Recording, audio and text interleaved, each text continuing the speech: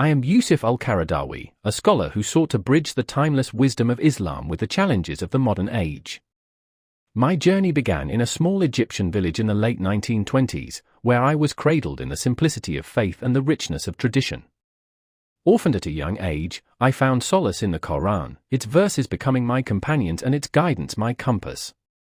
The Al-Azhar University shaped my early intellect, but life itself would become my greatest teacher. My path was never one of extremes, but of balance, the equilibrium between tradition and contemporary understanding, between rigorous scholarship and compassionate application. I believed Islam was not meant to be locked in the past but to illuminate the present. This conviction led me to write, to teach, and to engage with the world in a language that spoke to both scholars and ordinary believers.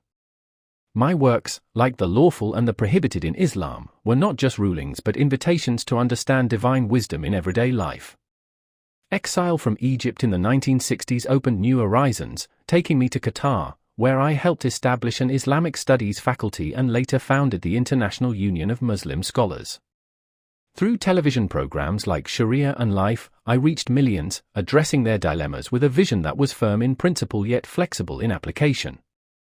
I championed the rights of the oppressed, from Palestine to the marginalized everywhere, while calling for dialogue between civilizations, not clash. At my core, I was a scholar activist who believed knowledge must serve humanity. I advocated for women's education, Islamic finance as a tool for justice, and resistance through faith and wisdom, not just anger. Critics called me too moderate, radicals called me too compromising. But I walked the middle path, the wasatiyya that the Quran praises, rejecting both rigid literalism and reckless reform. As my years advanced, my voice grew quieter, but my message remained steadfast: Islam is mercy, justice, and relevance.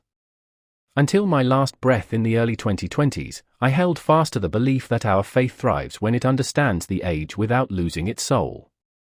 My essence? To be a bridge between divine truth and human need, between the eternal and the now.